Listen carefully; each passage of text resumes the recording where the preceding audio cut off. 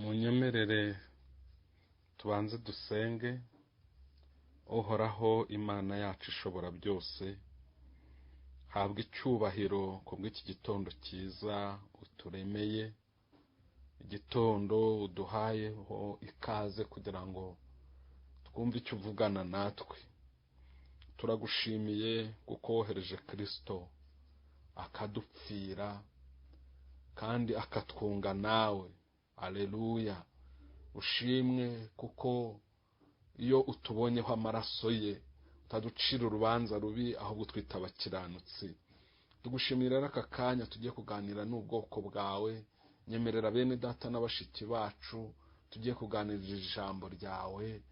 Mwami, Umwuka Wera amanukire kubafasha kugira ngo abahuze n'umugambi wawe ufite wateguye muri iki gitondo, kugira ngo ari nabo twese duhembuke kugera ku rugero twifuzaho, mu izina rya Yesu Kristo, amen.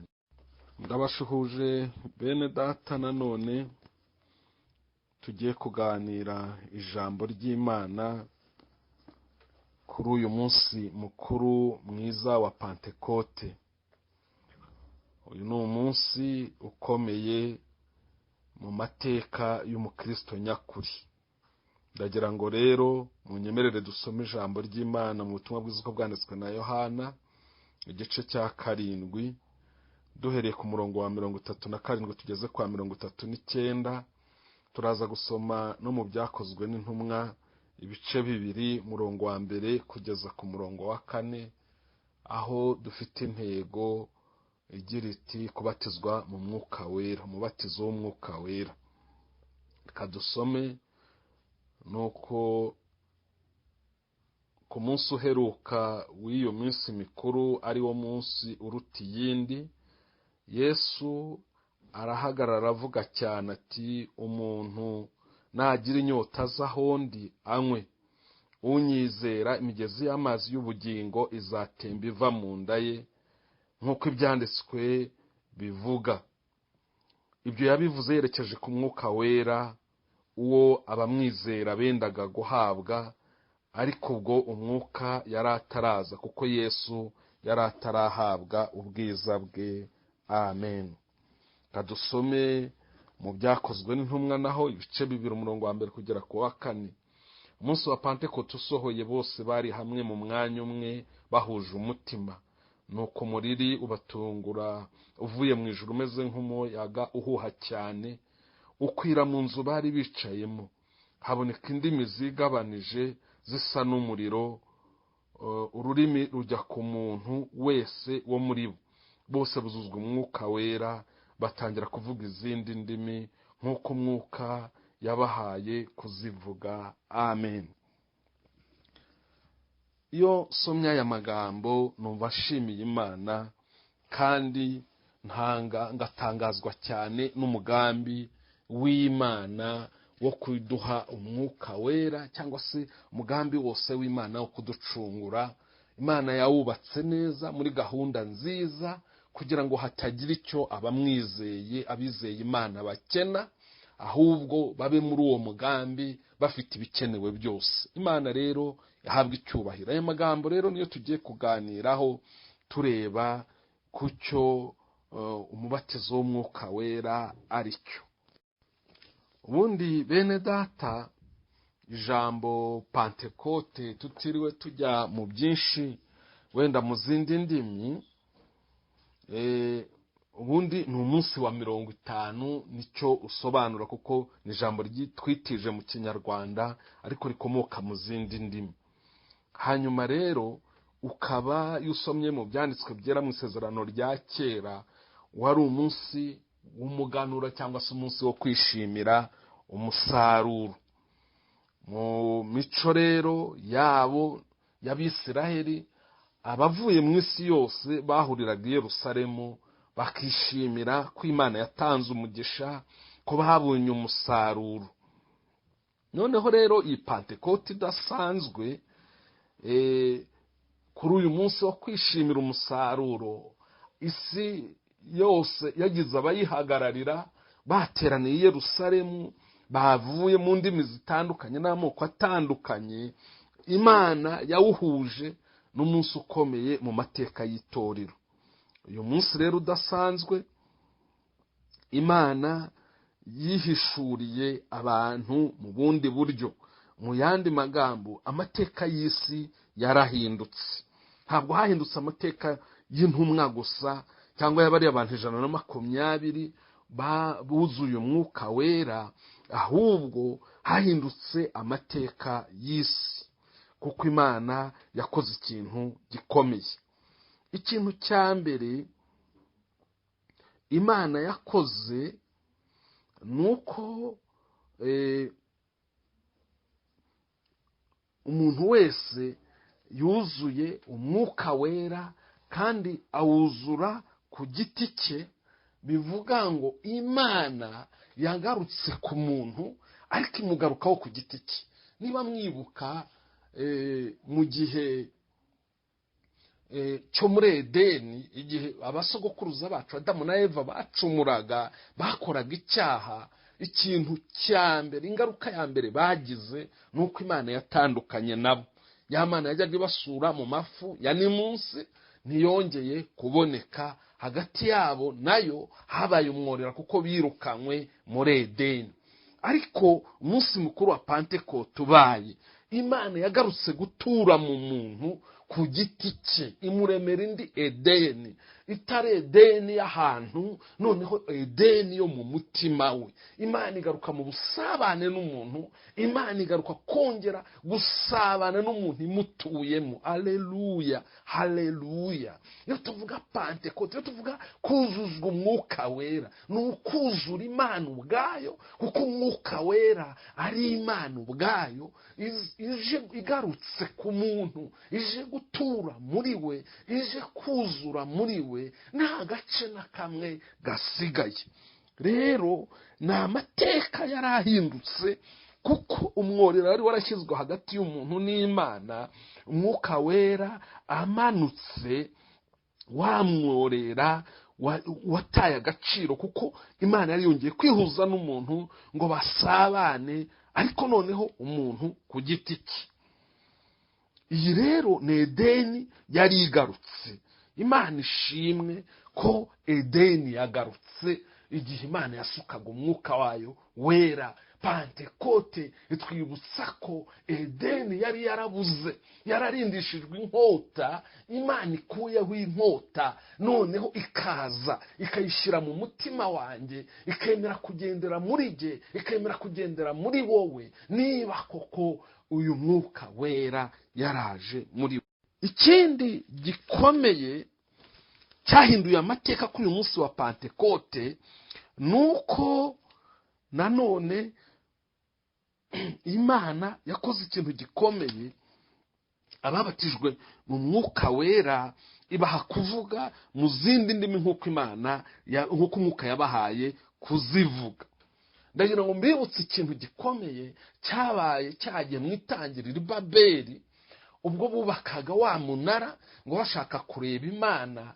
Imana yarabatatanije kandi ikoresheje indimi, ikoresha ururimi, ku buryo umuntu yari asigaye asaba umuntu itafari akamuzanira amazi, yasaba umuntu icyondo akamuzanira igiti. Bituma batatana kubera ko batari bakivuga rumwe. Ariko mu gihe Umwuka Wera yaramanutse, abantu bavuze ururimi, abandi buzuye Umwuka Wera, ngo abantu bose bakumva bavuga mu rurimi rwabo. Noneho umuntu akavuga mu rurimi rumwe, amahanga yose ateraniye aho, yose akumva neza, kandi buri muntu wese ari mu rurimi rwe. Ni ukuvuga ngo nanone Imana yari abantu yatatanije, yari yongeye kubahuza. Umwuka Wera yaje kugira ngo yongere aduhuze. Haleluya. Noneho kutavuga rumwe kurangire iyo twuzuye Umwuka Wera nk'uko bikwiriye. Isi irongera igahinduka nk'umudugudu, irongera ikaba Edeni, kuko Umwuka Wera ahuje abantu. Ibyatanyaga abantu, ururimi Imana yari yakoresheje batatanye, noneho ururimi rwahindutse inzira ahubwo y'ubumwe, aho kugira ngo ururimi rukomeze ruhinduke inzira yo gutatana. Imana ishimwe. Mwuka Wera arakomeye kandi Umwuka Wera arakenewe. Ntabwo ari amateka y'umuntu ahinduka gusa, hahindutse amateka y'isi, hahindutse ibyemezo bikomeye Imana yari yarafashe, byose ibihinduza gusuka Umwuka Wera kugira ngo twongere dusubire mu busabane n'Imana, tunasubire mu busabane na bagenzi bacu. Imana ihabwa icyubahiro. Ijambo ry'Imana rero ryatubwiye ngo bari hamwe, bari mu mwanya umwe. Imana ishimwe, bari hamwe, bari mu mwanya umwe. Muri icyo gitondo ngo batungurwa n'umuriri uvuye mu ijuru. Bagiye kubona, babona indimi ziramanutse z'umuriro. Buri muntu wese ahabwa ururimi rwe ku giti cye rw'umuriro, ngo kuko kuri buri mutwe w'umuntu hamanukiye ururimi rw'umuriro. Ngo hanyuma buzuzwa Umwuka Wera, bahabwa kuvuga izindi ndimi nk'uko Umwuka Wera yabahaye kuzivuga. Ndagira ngo ahangaha tuhumve neza. Bari hamwe, bari mu mwanya umwe. Tumaze iminsi dusenga turi mu cyumba cyo hejuru. Aha nyine niho bari muri cya cyumba cyo hejuru, bari hamwe, bari mu mwanya umwe. Bya bindi byose byabateranyaga hagati yabo n'ibyabateranyaga n'Imana byari bimaze kuva mu nzira, baba hamwe, baba mu mwanya umwe, babasha guhuza umutima, maze umuriri uhita ubatungura uvuye mu ijuru. Imana ikora ikintu gikomeye, yiyunga n'isi kubw'icyo bakoreye, kubw'icyakorekeye mu cyumba cyo hejuru. Yiyunga na buri muntu ku giti cye, ariko niyunga n'isi muri rusange. Nshuti z'Imana, ahangaha turahakura ibintu bikomeye. Icya mbere ni uko aba bantu bitwaye. Icya kabiri ni uko n'Imana yitwaye. Nifuje rero ko tureba ibintu bike cyane ku mubatizo w'Umwuka Wera.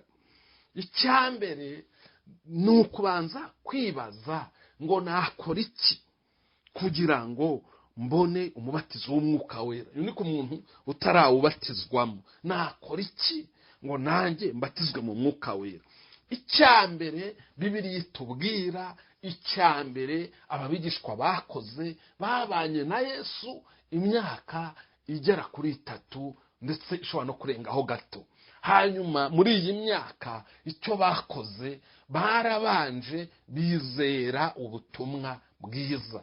Ntabwo wavuga ngo wabatizwa mu Mwuka Wera utarizera ubutumwa bwiza. Niyo ntambwe ya mbere yo kugira ngo umuntu yakire cyangwa se yuzuzwe cyangwa se abatizwe, kuko ayo magambo yose asobanura kimwe mu Mwuka Wera.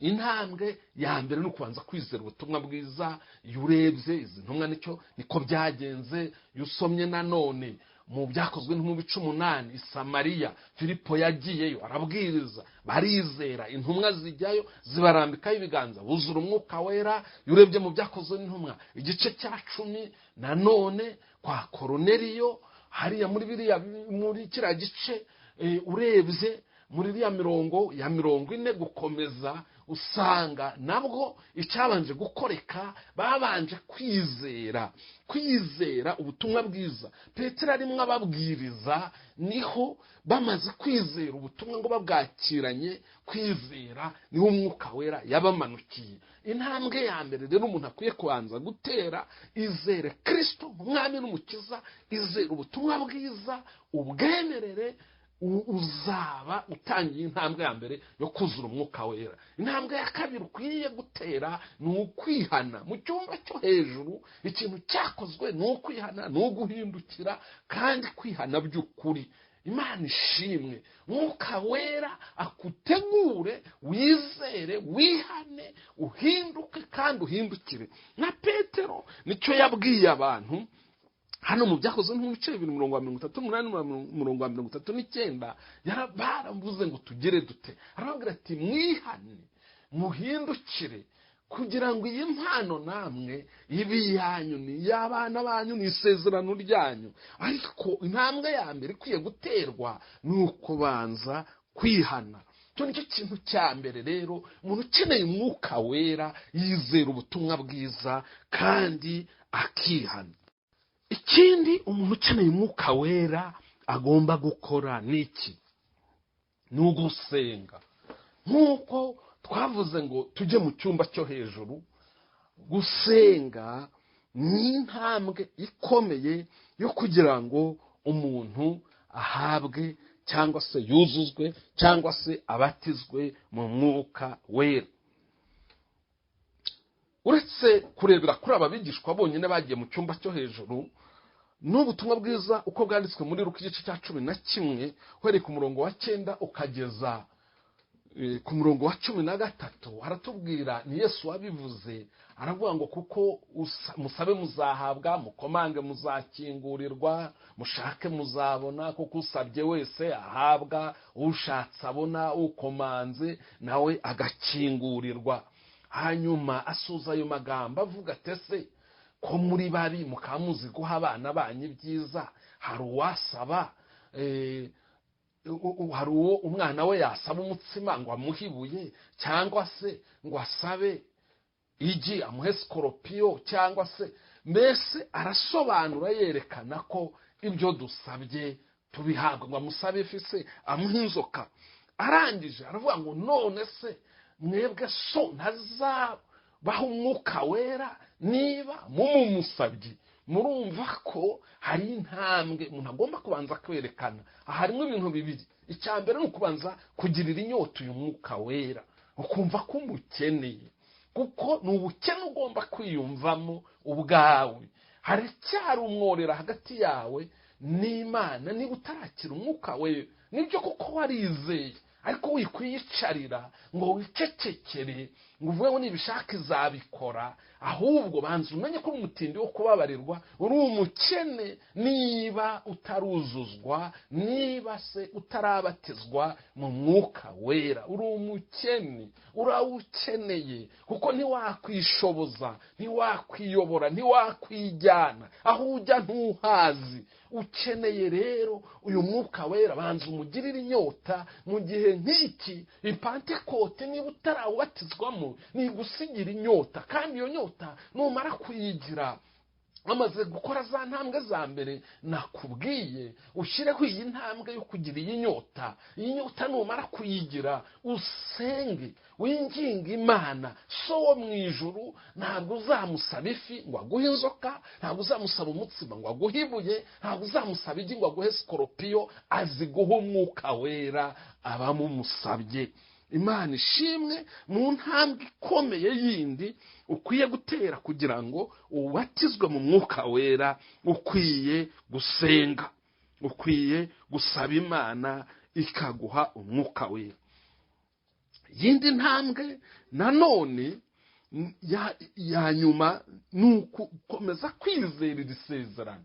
By'ukuri abantu baba bibaza, bagiye impaka, abandi bavuga ngo bahawe umwuka wera bakizera ngo byararangiye, ngo bavutse ubwa kabiri. Impamvu nyinshi zitangwa, izi zatumye abantu benshi bakamamo inyota, bakamamo kwizera iri sezerano, bakumva umwuka wera yari uw'intumwa ntakiri uwabo. Ndagira ngo nkubwire, iri sezerano ni iryacu mu bihe byose, niko Bibiliya iduhamiriza, kandi icyo nta cyagihindura. Ahubwo uko wigisha ziriya nyigisho, ni inyigisho zigamije kugukamuramo inyota, kugukamuramo umuhati, kugukamuramo kwizera iri sezerano, bigatuma wigumiraho kuko wumva ko bihagije. Wibuke ko umwana w'umuntu Imana yamushyize imbere inzira ebyiri ngo ahitemo. Nudahitamo rero iri sezerano, ntabwo Imana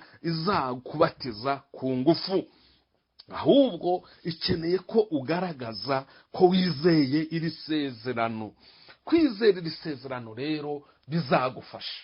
ahangaha ndagira ngo nkomerezeho mbereke ko abantu bose bagiye babatizwa mu mwuka wera n'intumwa zarabanzaga zikabaza zitese mwabatijwe mu batizo ki bamwe bakavuga bati ntitwigeze tunabyumva abandi ariko ibyo ari byo byose bakerekana ko babikeneye bakwerekana ko babikeneye Imana igahita ibabatiza mu mwuka wera ukwiye kwerekana iyi nyota rero kandi ukizera ko iri sezerano ari iry'ukuri Kristo aza kubatiza mu mwuka wera kandi abone uko agukoresha wujuje ibikenewe byose. Ikindi nababwira ni mwirinde inyigisho z'ubuyobe zigamije kugira ngo muba abakristo ba kamere biberaho nk'abanyedini kugira ngo Satani nyine mutamucika kubera ko nta mbaraga mufite. Dore inyigisho zadutse muri izi zica abantu intege gusaba umwuka wera. Hari n'abatangiye amasomo amashuri yo kwigisha abantu kuvuga indimi. Ibi nabyo ni amayeri ya Satani akomeye kubera ko iyo usomye muri Bibiliya ikimenyetso simusiga cy'uko umuntu yabatijwe mu mwuka wera ni ukuvuga mu zindi ndimi. Aha rero abantu barabyitwaje batangira kuzigisha kugira ngo iri sezerano nusoma ugasanga abandi baravuze izindi ndimi utazicuza mu mutima uti nanjye umenya ntarahabwa umwuka ngo utangire ugire iyi nyota. Batangira kuzigisha abantu babigisha inyuguti imwe bati ziterateranye uvuge. Ibyo byose ni ubuyobe Satani yazanye kugira ngo ateshe abantu izimbaraga Imana yari yatangiye itanga yiduhaye umwuka wera, izi mbaraga zo guhamya Kristo, izi mbaraga zo guhagarara neza mu mwami akudeviye kugira ngo utazakira. Noneho yigisha abantu amayeri ya Satani yo kugira ngo bagende biga kuvuga indimi. Ese izo ndimi muterateranya zitagira ubusobanuro, izi ndimi muterateranya wizi inyuguti imwe, izi ndimi uzasanga hafi urusengero rwose bavuga ururimi rumwe. Aba bantu ko bahawe ngo nk'uko Umwuka yabahaye kuzivuga, abavugaga abaturutse mu mahanga atandukanye bose bakiyumva, buri wese akumva ururimi rwe. None se urusengero ko rutangiye kuvuga ururimi rumwe, bigiye kuri pasiteri cyangwa bigiye kuri apotere cyangwa bigiye kuri runaka uri muzibigisha, murumva tukiri mu ntego y'umwuka wera. Ikindi ntibazivuze nk'uko pasiteri abahaye kuzivuga, bazivuze nk'uko umwuka abahaye kuzivuga. Ndagira ngo kandi aha nibutse ko kuba mvuze ko ikimenyetso simusiga cyo kubatizwa mu mwuka wera ari ukuvuga izindi ndimi, ndagira ngo mbabwire ko bidakuyeho ubudahangarwa bw'Imana bwo kuba yabatiza umuntu mu bundi buryo wenda atavuze ururimi uwo munsi, ariko ntibibujije yuko ejo bundi azanaruvuga. Ndagira ngo mbibutse ko Pawulo abatizwa mu byakozwe nk'ibice 9, abatizwa mu mwuka wera ntiyavuze ururimi uwo munsi, ariko yandikiye Abakorinto arababwira ati nshima ko mbarusha kuvuga indimi nyinshi, atari ko kugira ngo nzazi wanyu mvuga ururimi rushya nahitamo kuvuga amagambo atanu y'ubwenge. Bivuga ngo nubwo uwo munsi atazivuze, ntabwo Pawulo batizwa mu mwuka wera hakurikizwa no kuvuga ngo yavuze izindi ndimi, ariko wowe nawe arahamya ko arusha bose kuzivuga. Niyo mpamvu dukwiye gusaba kugira ngo niba twabatijwe mu mwuka wera, iki kimenyetso cyo kuvuga urundi rurimi nacyo kize kugira ngo bibuze umutima wacu gushidikanya, cyangwa se hatazagira n'utubaza bikadutera gushidikanya tuvuga dutahari manya tutarabatijwe.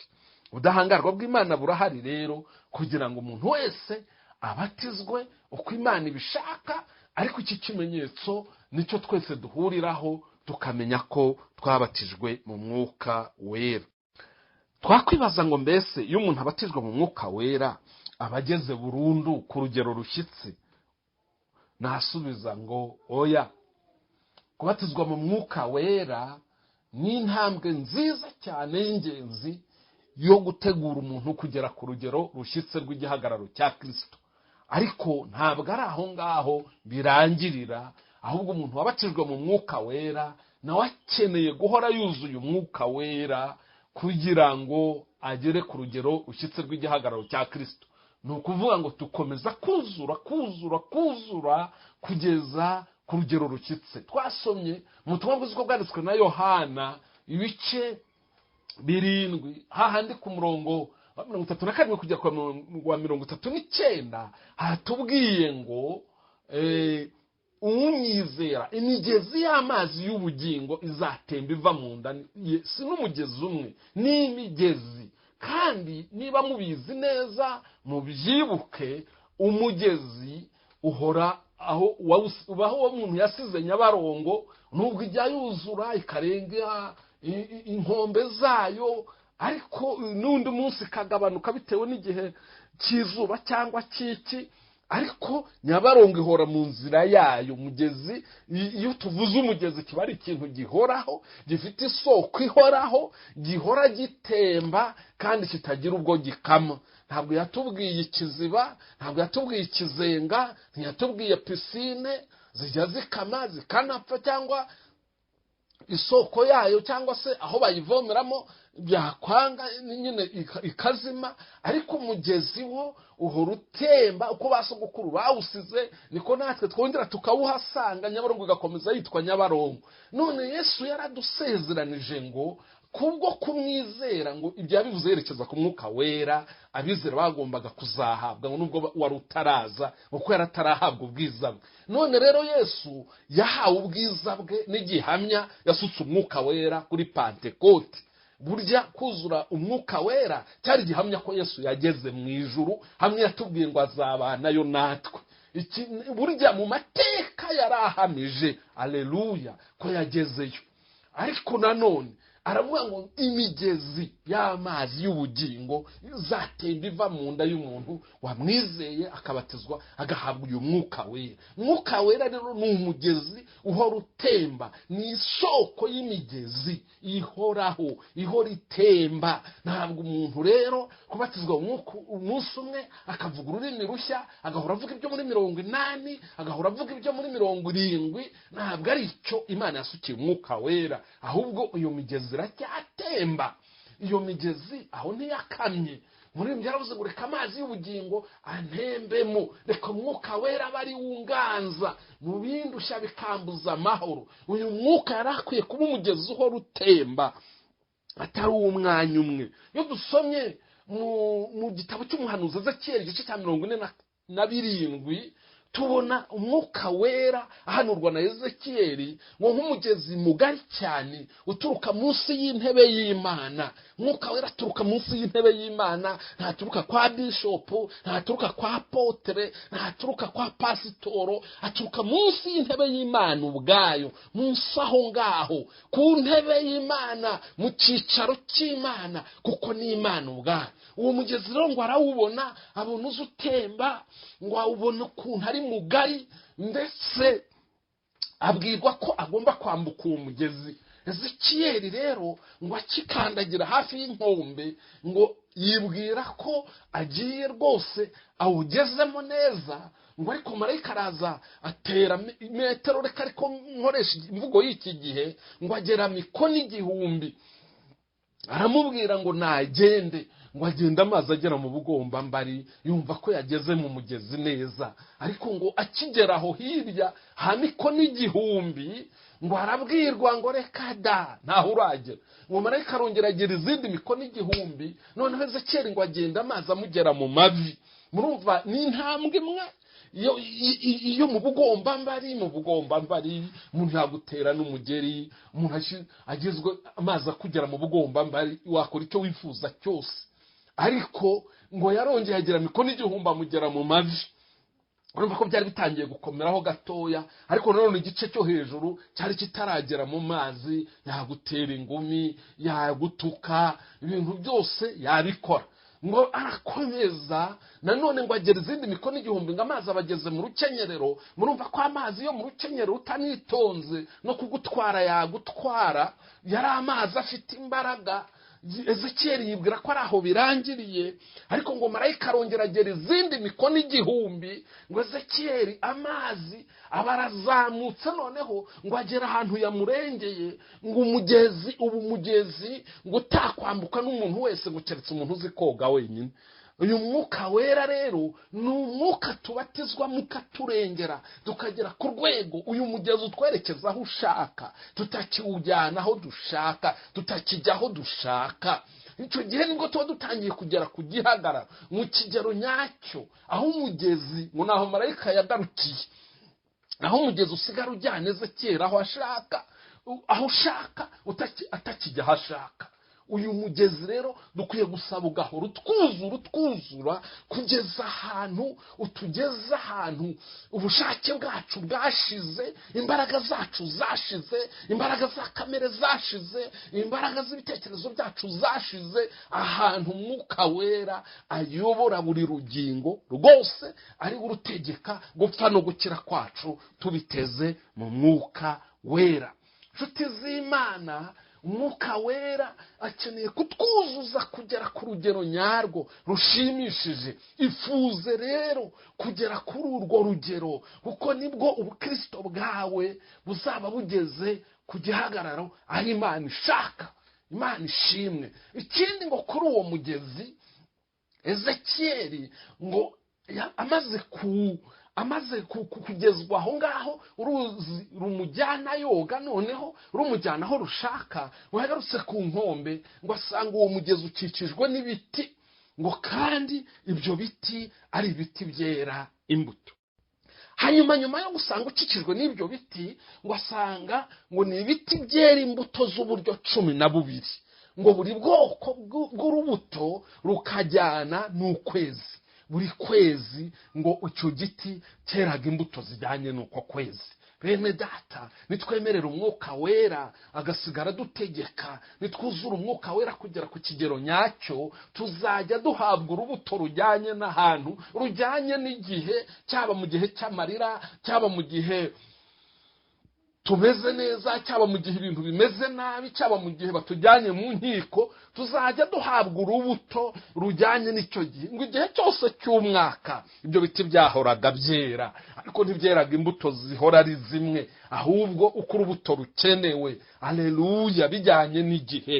Ngo icyo giti cyabaga gifite urubuto rujyanye na buri kwezi kw'igihe. Hari ibihe byinshi rero, hari ibihe byo gutera, hari ibihe byo gusarura, hari ibihe byo kurunda. Niko umubwiriza yaravuze ngo hariho ibihe bitandukanye. Muri ibyo bihe byose rero, umuntu wuzuye Umwuka Wera kugera ku kigero nyacyo agenda ahabwa imbuto zijyanye na buri gihe.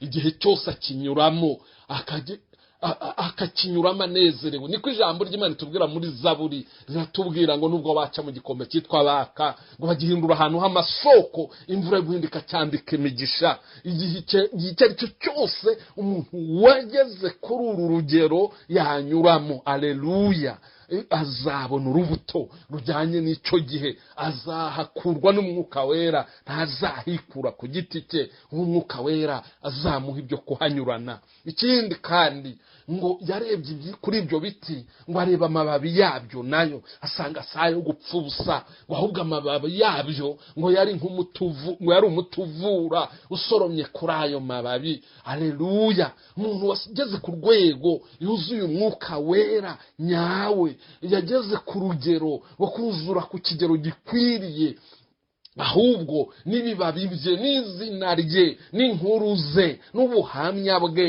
n'abataramubona, ngo ajya abumutuvura. Ijambo rye ryonyine riravura, kandi inyifato ye, imico ye, inkuru ze byose biba umuti, bihumuriza abakomeretse, byomora abafite ibikomere, bivura imvune z'umutima, bihumuriza abantu, kubera ko yamaze kugera ku kigero atakitwara, ntakiriho kubwe. Niko Pawulo yavuze ngo njyewe nabambanywe na Kristo, ariko ndiho, nyamara sijya uriho, ni Kristo uriho muri jye. Ngo n'ibyo nkora ntabwo akikoresha. Imana ishimwe. Icyaduha kugera kuri uru rugero, ndabifuriza mwese kugera kuri uru rugero. Ntimwuzure Umwuka Wera wo mu bugombambari, cyangwa wo mu mavi, cyangwa wo mu rukenyerero, aho ikindi gice gisigaraho, aho uzasanga umuntu yagukubita ingumi kandi avuga mu rurimi rushya, aho uzasanga umuntu akanwa avugisha ubutumwa anagatukisha, kakagambanisha mwene se, oya wagarukiye mu rukenyerero, uwo nuwo mu bugombambari cyangwa nuwo mu mavi, ariko nukurengera. Mwuka Wera nakurengera akaba ari ukujyana hashaka. Ntazakwemerera gutukana uko umunwa wamaze kwibira, ntazakwemerera kujya mu bwibone kuko umubiri wose wamaze kwibira, ntazakwemerera kwambara ubusa kuko umubiri wibiye muri we. Imana ishimwe. Icyampa mukagera kuri uru rwego, kandi icyo gihe imbuto muzazihabwa zijyanye n'igihe. Ntabwo uzahabwa urubuto rutajyanye n'igihe, uzagira urubuto rujyanye n'igihe. Abantu bagusarureho ibyo bakeneye. Uhora uri umuntu ukenewe, nk'uko Yosefu yabaye ukenewe muri gereza, akaba ukenewe kwa Potifari, akaba ukenewe kwa Farawo, akaba n'ukenewe n'igihugu cyose, akaba n'ukenewe n'isi yose.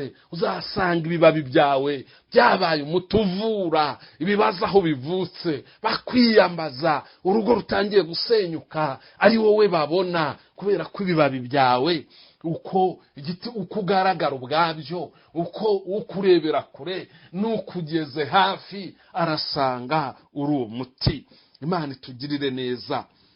Ngana ku musozo rero ndababaza ngo mbese wuzuye Umwuka Wera, niba Yesu yaradusezeranije ko imigezi izatemba iva mu nda zacu igahembura abandi, tugahembuka tugahembura n'abandi, ese iyi migezi koko yaratembye muri wowe? Ikindi, ese wizeye Kristo nk'umwami n'umukiza, uranihana kandi wihana neza nk'uri mu cyumba cyo hejuru udaciye ku ruhande, aho wizirikana ibyo wakoze ku giti cyawe n'ibyo wakoreye bagenzi bawe n'ibyo wababaje Imana byose ukabikura mu nzira? Wizeye se isezerano, cyangwa se nawe urimo uragendera ku nyigisho ziri hanze aha zigaragaza ko umwuka twamuhawe bitari ngombwa no kumusengera? Senga Imana utitirize rero. Niba warateza ntambwe zibanza, urindire Uwiteka nawe yiteguye gusohoza icyo yavuze, kuko nubundi siko twabanje gusaba Umwuka Wera kuko ntitwari tumuzi, ahubwo Imana yamugambiriye kera twebwe tutaranabimenya. Reka rero soze nsenga Imana ngusengera ngo ubatizwe mu Mwuka Wera, cyangwa se ubanze wihana unahindukire kugira ngo iyi minsi yo guhembuka ibone ukwiza. Kandi dusengere n'uwabatijwe mu Mwuka Wera wari ukivuga ibyo muri 80, kugira ngo nawe amenye yuko uwo mu bugombambari no mu mavi no mu rukenyerero rudahagije, akwiye kugera ku kigero Umwuka Wera murengera akamucushumurirwaho akamuyobora aho ashaka. Twusenge Imana, ibyo Data ashoboye kubikora. Ndagushimiye Data mwiza, ngushimiye aka kanya keza uduhaye, ngushimiye ijambo ryawe, ngushimiye Umwuka Wera. Haleluya, haleluya. Uwashimye kuducushumuriraho cyane, amina, kugira ngo imigezi itembe, haleluya, haleluya, itembe iva mu nda zacu. Abari bafite inyota bahembuke, kandi abadusoromyeho bomoka inguma zomorwe, abantu bongere kuba bazima, bongere gukira. Nyemerera mwene Data dusangiye aya magambo, mushiki wacu dusangiye aya magambo, mwuzuze imbaraga mu buryo budasanzwe, agere kuri uru rwego wifuza ko tugeraho. Tubigusabye twizeye ko ukora ibirenze ibyo tugusabye, mu izina rya Yesu, amen.